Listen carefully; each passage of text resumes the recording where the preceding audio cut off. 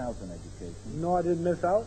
I wouldn't learn. I didn't know the value of it. I was a little black boy in Kentucky, didn't know nothing about it. I'd be on your show, didn't know nothing about it. I'd be a world champion, playing hooky, playing with the girls, not just going to recess and eating lunch and joking, not knowing the value of education like many children do today, never thinking that one day I'll have to feed myself, didn't have no idea of profit and getting out and making money like a lot of children do. And time went by and I graduated and I won the Olympics and they put me out just because I could fight. And my mind was mainly on sports. They just let me go. And all of a sudden I found myself having trouble reading things, looking at context. Got to hire lawyers, to watch lawyers. I know the value of education now. So I'm going to brainwash my children now. My daughter's 6 years old. She speaks Arabic, English, and Spanish. That was interesting. In fact, when you left school, Muhammad, in fact, were you in fact semi-literate in the sense that you had difficulty reading? Could you read properly? No, not that type of literate. I have a wisdom that can make me talk to you, an educated man, on any subject, and if the audience or the people listen, they'll say I won. Now, I'll say this. No, I'm serious. I have the type of knowledge that Jesus had, Moses had, Abraham, Elijah, Muhammad. Men are illiterate according to your educational standard. Moses was so illiterate he couldn't talk. His brother Aaron talked for him. Jesus was a carpenter. Noah, Lot. All of God's prophets were uneducated men. This is why he chooses them, because he wants nobody to take the credit for his success. He's God. He takes them empty and teach him. So I've been taught by Elijah Muhammad. I studied life, I studied people, and I'm educated on this. But when it comes to reading and writing, I'm not. I may be illiterate in that. But when it comes to common sense, when it comes to feelings, when it comes to love, compassion, heart for people, then I'm rich. Yeah. I wrote something once that says, where is man's wealth? His wealth is in his knowledge. For if his wealth was in the bank and not in his knowledge, then he don't possess it because it's in the bank. You understand? My wealth is in my knowledge. See? I'm a boxer, and I challenge. I love to come on your show because you ask me good questions. I really like a man like you. You asked me a question here that was good. Man, you didn't write that. It was already in the book. You just brought it out. You found that. See, ain't nobody else wise enough to go find that. See, I like people like you. You make me think. You keep me sharp because I'm a spokesman for my people. And I want to represent my people. And I don't want to be a bad representative. I can't be blind because the blind lead the blind. They all fall in the ditch. So I need people like you to match with them. George Foreman can't talk to you now. Joe Frazier can't talk to you. You'll eat him up. How you feel, Joe? I mean, 6 miles every day. I mean, you know what I mean? I mean, left there, I got 2 hands. You know, I'm not like that. I don't want to be like that. I want to be intelligent, nice looking, get my briefcase and fix up and dress up, put my boat town and go give a nice lecture at Harvard University on the intoxications of life, or have a lecture entitled The Purpose of Life, or The Art of Personality, or The Journey to the Goal in Life, like The Heart of Man, all type of lectures, The Solution to the Black and the White Conflict, religious draft. You understand? I like to study, and like what you hear now, things people never heard. I could go on and on and on different subjects. Angelo Dundee once said about you that you could have been anything that you wanted to be. I don't know, not just anything, but I think I could have tried. Well, it goes back to this thing that supposing you have a remarkable mind, you're very quick, and obviously if at school you'd have bothered about learning, you would have learned. I would have, right. Right. So there you'd have been in a situation where you could have been a professional man, a lawyer, I believe I could have. I started boxing at 12 years old. Yes, but I'm just... And then I loved it so well, I did it quick, I forgot about school. But then I'm just putting the point to you, do you think if it had been different, and if you had studied at school, what might you have been then? I'd been like Martin Luther King, or I would have been, if I got a lot of schooling, I'd been an integrator.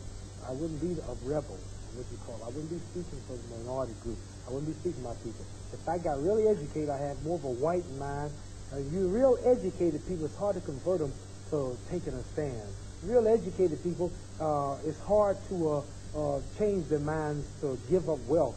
And they don't believe in a God, a lot of real educated people. They don't believe in a God. Once they get really educated, they don't believe in God. It's the poor people who believe in God and go to church and believe. But a real educated man gets so wrapped up with books and education and knowledge, and he knows why things happen. He don't believe no more in supernatural. He don't believe no more in spirits or God or this and that. So if I'd gotten real educated without this teaching of black, I'd be just like the type man Sammy Davis Jr. or Sidney 48 or somebody like that. You don't like them very much? No, they're my brothers, but we get along good. We argue all the time about women. I get real mad all the time when I see them with other women than their own. Really? Oh, we fuss all the time. Really? Yeah, me and all of them, Dinah Curl and Bobby McNairn, Leslie Uggins, Chubby Checker, we have a lot of fights. I said, man, why come you don't, all these beautiful black women, brown, cream, tan, yellow, chocolate, all kind of shapes, all kind of figures.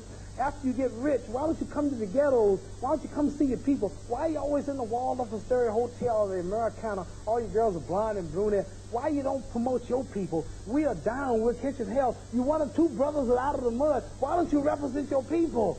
And we just fuss all the time. Oh, I feel so good. I'll pray tonight, and God will bless me, I hope, because I done a good deed today. I done sacrificed all my wealth, all my fame, said what I want to say in a strange land, going back to a worse land, and don't give a damn. So Allah blesses me. That's why he says George told me to fall, because I prayed, because I won out night fight, facing evil. I prayed to Allah to give me power to beat this man, not myself. Oh Allah, let me beat this man, not because I want the money, not because I want to show off.